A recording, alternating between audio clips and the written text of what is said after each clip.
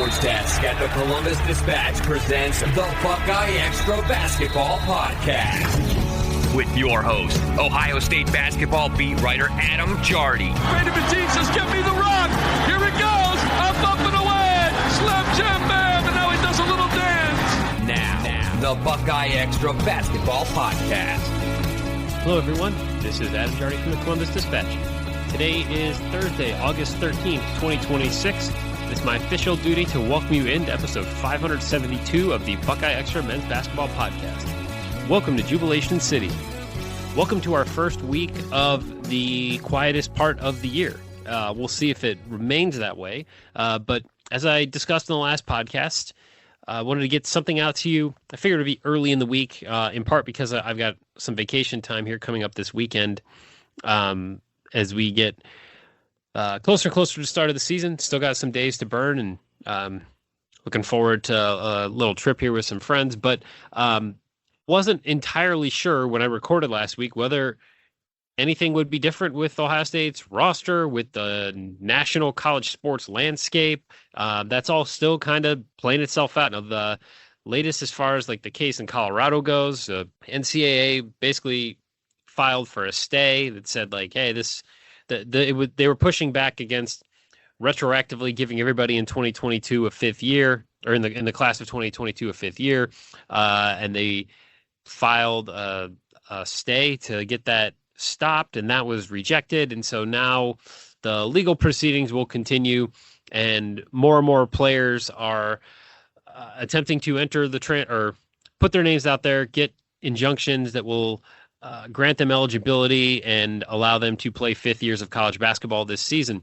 I just saw Wednesday night, Sky Clark going for a fifth year at LSU. Like, there's a lot of that stuff that is all percolating, and Ohio State remains sitting at 14 players on its roster, and we'll see how many end up coming to campus. The Buckeyes have to report by August 23rd. Certainly there's some guys who are already around. But everyone's kind of taking about a 2-week break here between the end of the Puerto Rico trip and then that deadline to arrive on campus for a little bit of downtime, a little bit of a break, and really the last one anybody's going to get from here on out. Players will then it's about 2 weeks from the start of classes before, if you're going to play for the Buckeyes in 2026-27, you have to be enrolled by, it's like 2 weeks from the start of classes. So still working on kind of a moving deadline here as far as when Ohio State's roster will be firmly set, and frankly, when anyone's roster will be firmly set. But I'd said in the last podcast I was going to record something early in the week, kind of just setting the table and seeing where things stood. And there's, from an Ohio State standpoint, nothing has really changed since the last time we talked. So I do have a couple of updated projections on the season, as well as a little bit of some recruiting news, and also was able to catch up with two former Buckeyes, actually, on Saturday. So we're going to talk about all that stuff here in a moment. Before we do, I want to remind you that you can subscribe to the podcast on Apple, Spotify, YouTube, wherever you enjoy your favorite podcasts. If you subscribe, you'll automatically get the newest ones just as soon as our man Patrick Flaherty, the Podfather, can grab them and publish them for us.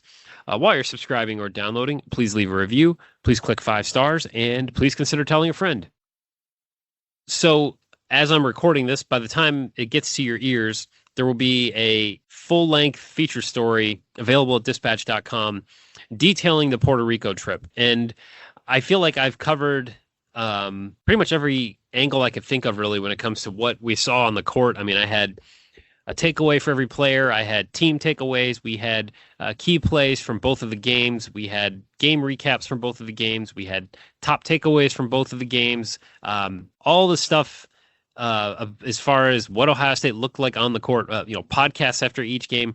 I feel like we've covered all of that. And the last big Puerto Rico-centric thing I wanted to write was just kind of what it was like to be there. And some of the stories that are in there, you loyal listeners of the pod will be familiar with, but probably some of them you won't.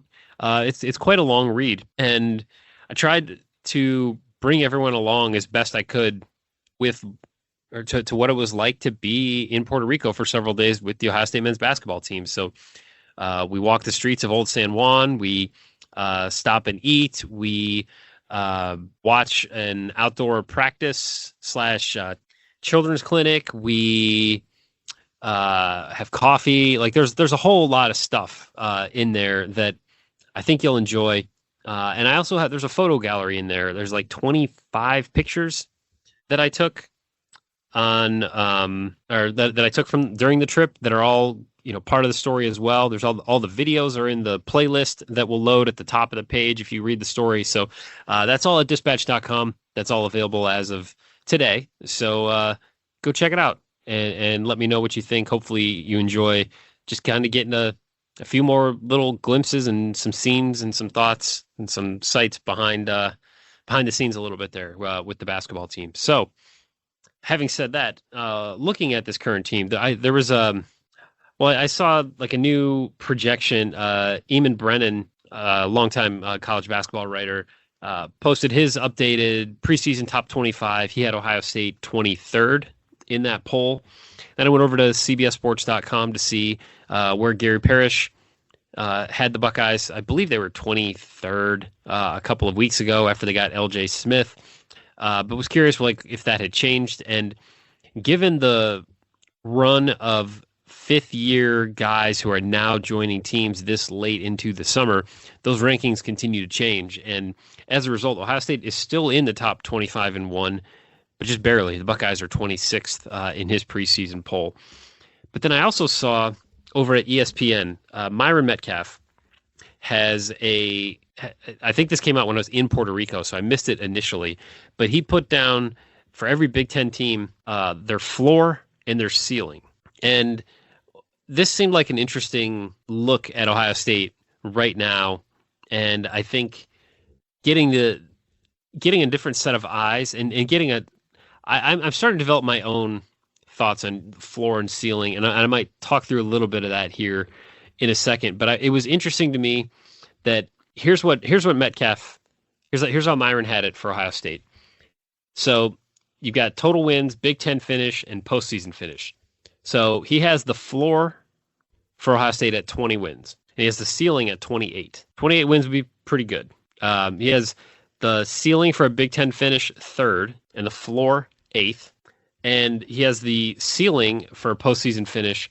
He has Ohio State potentially, if it maxes out, getting to the Elite Eight. And bottom level, he said NCAA tournament round of 64. So that would be either getting into the play-in games and winning a game, or avoiding that entirely, getting to the round of 64, which would obviously be where Ohio State's season ended last year.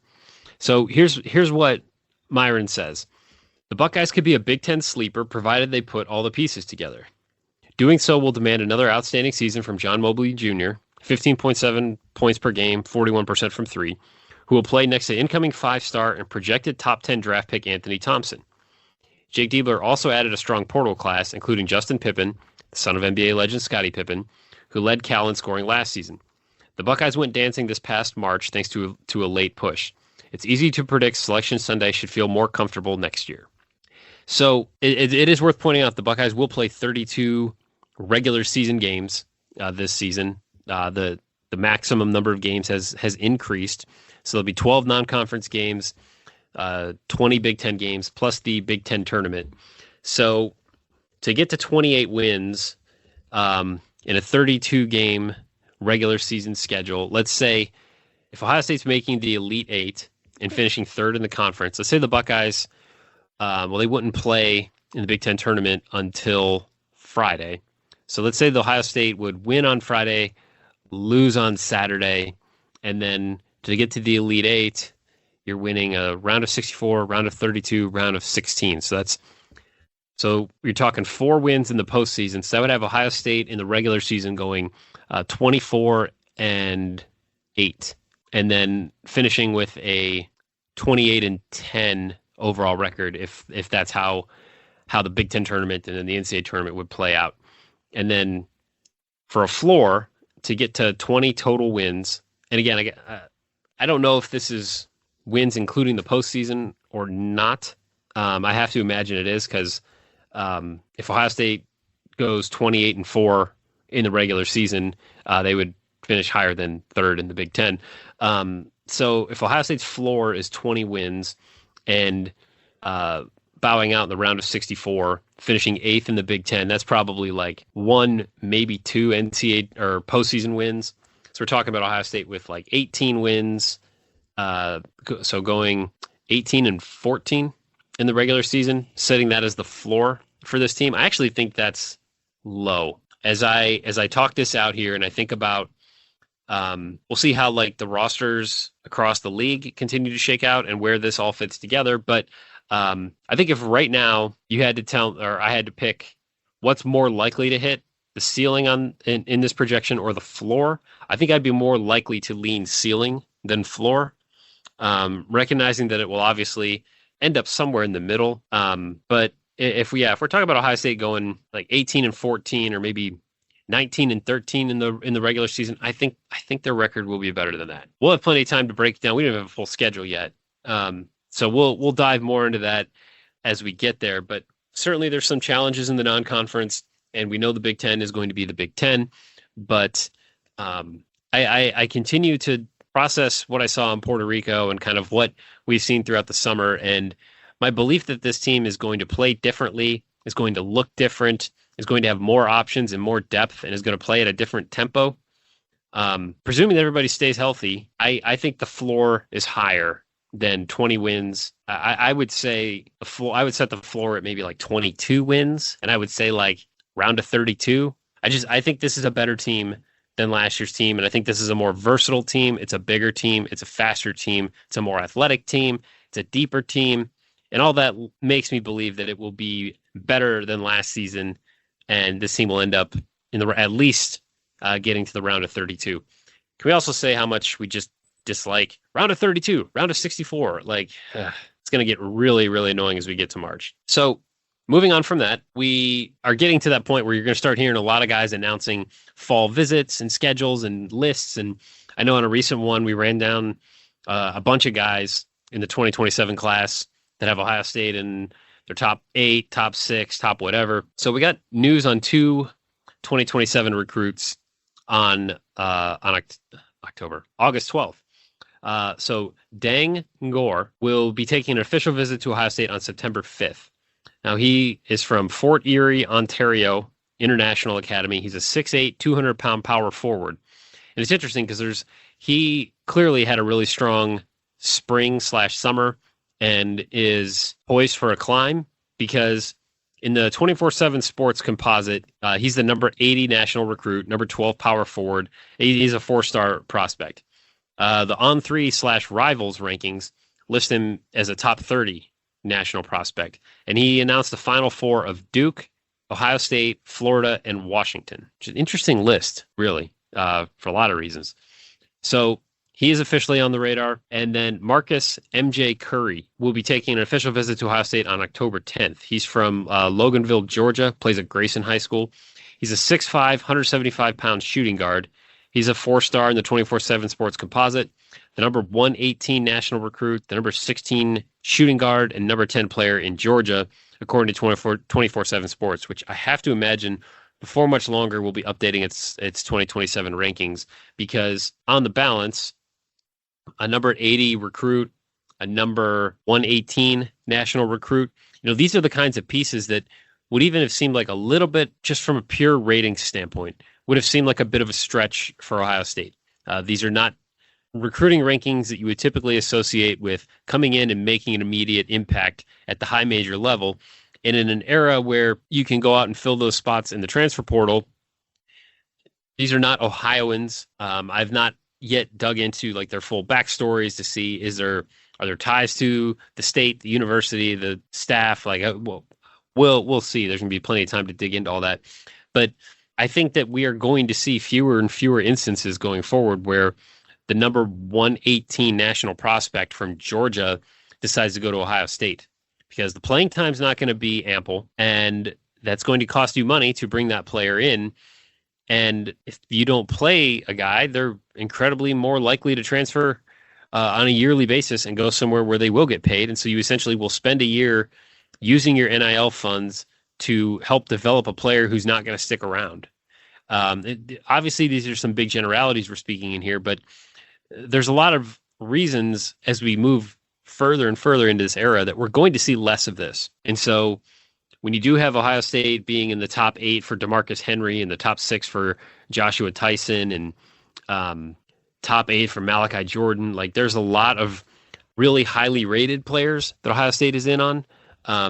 And all that to say, like, we don't even really have an idea at this moment, like, what is Ohio State's 2027 recruiting class ultimately going to look like? Like, will they sign anybody? I mean, certainly, like, a DeMarcus Henry, like, you sign that guy if the second that you can. They've been recruiting Joshua Tyson incredibly hard for a good while. So, certainly, like, they're not ruling out taking 2027 players. Like, LJ Smith was supposed to be in the 2027 class. He's obviously already on campus. Going forward, I just don't know how much of this we're going to see from Ohio State. And especially when you do factor in, as I know I've mentioned on here, next year Ohio State could return everybody except like Jimmy Williams. I have to check. We'll have to see, like with Joshua Johnwinna, like could he potentially get an extra year because he took a medical red shirt last year? Like, I'll bet he could sue for it. If everybody gets 5 for 5, but your 5th year is up and you had to take a medical red shirt and those were the rules at the time. Like, who knows? But it's obviously not going to play out this way, but Ohio State could essentially bring back everybody. You're going to have guys that like Myron Metcalf mentioned, like Anthony Thompson might be a top 10 NBA draft pick. If that's the case, he's not coming back. You're not going to retain the entire roster, but it's not like Ohio State, it's not like they're going to go out and fill the roster with players who are clear, like projects as freshmen. You cannot survive in college basketball right now building a roster that way. Now, those are guys that, end up at, Illinois State, play really well for a year or two, transfer up. I mean, that's the pathway we're going to see more and more. And I know I've talked on here recently about, some of these schools, like Toledo has its highest recruiting class in school history, or its highest rated recruiting class in school history. Well, it's not facing competition for those types of recruits. Like, there's reasons that these guys are going in increasing numbers to mid-major schools. There's fewer opportunities available for them, and there's going to be even fewer in 2027 because of this 5th year. You're not going to have guys leaving the sport, not when they're getting paid, but they're getting paid. So we'll see how this 2027 stuff plays out and what kind of class Ohio State signs, if it signs a class at all. They got to figure out this year's roster, honestly, first. So other thing that I wanted to get at here is I was able to catch up with Jayshawn Tate. So on Saturday morning in Columbus at the Fieldhouse USA, which is where the Sears used to be at Polaris Mall. Now it's a whole athletic complex. There's 5 basketball courts, and Jayshawn Tate held a basketball camp there. It was a free basketball camp, first 200 kids, and then it was filled to capacity. So I guess you can't say that it's sold out when it's free, but there were no more spots. So went there on Saturday morning and had a nice long talk with Jayshawn and got to watch him like work with some kids and get the camp started. It was, first of all, it's just nice to catch up with him. It's been a minute since I've gotten to interview Jayshawn. He did recently sign a 1-year deal to stay with the Houston Rockets, so he'll be playing with Bruce Thornton this year. He's pretty excited about that. We talked about how when he was back at Ohio State this summer, he got to play against the current team and go through practices and all that stuff as part of the vet week. And when we talked, or when Anthony Thompson was asked about that and what he learned from that, he talked about like really getting a lot out of going against Jayshawn Tate and how Jayshawn was helping him with like create separation for his shot. Now I thought that was really interesting because with a 6'9", or standing 6'9" with a 7'3" wingspan, Anthony Thompson's shot looks borderline unguardable in almost every situation. And so I talked to Jayshawn about that and got his thoughts on like, what's that like? Because how many times did we see Jayshawn Tate what is he, 6'4", 6'5"? What is Jayshawn listed at? So he's the Houston Rockets list him at 6'4", 230. He was still able, like everybody in the gym knew he's going left. He would still go left and he'd still get to the rim. He'd still score. He still got buckets. He still could attack the glass. There's a reason that fans love the way that he played. And I talked to him about like, well, what was that? Like how do you help someone who is 5 inches taller than you, but that kind of wingspan? Like, how do you help them with that? He said, if you're playing professional basketball, they're going to be good players. So any advantage you can get by using your body to create a little separation is going to be key. At the next level, everybody's bigger, everybody's stronger. I was trying to give him some manipulation tools I've picked up over years in the NBA.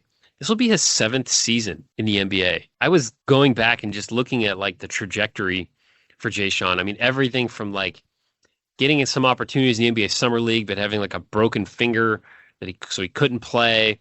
And he ends up going to Australia and he's playing there and he's playing well and like had some opportunities lined up. And then COVID happens and he just gets out of Australia before like travel shuts down.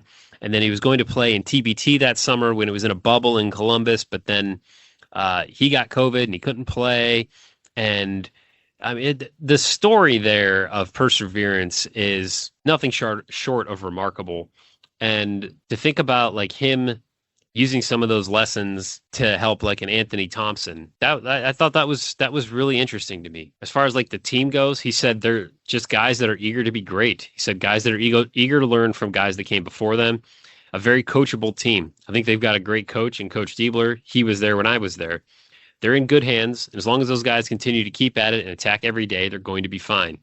I love what we've got going. I love what Diebler has done. So Jay Sean primarily makes his, or calls Houston home these days. So he said he's been trying to like do something like this for the last several years, but just hasn't been able to. Like between commitments in Houston and wanting to continue to grow his game, the opportunities to get back to Columbus to do a youth camp just really weren't there. So he was really excited when I caught up with him before the camp got underway.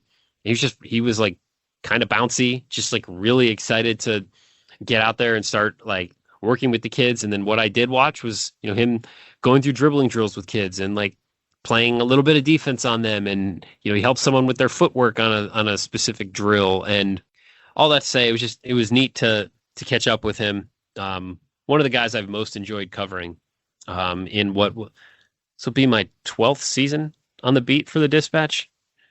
So yeah, he's one of my favorites. I can say that. Like, he always enjoyed talking to him, really enjoyed his career, and have enjoyed the fact that he's making his way now in the NBA. So also I said I caught up with multiple Buckeyes.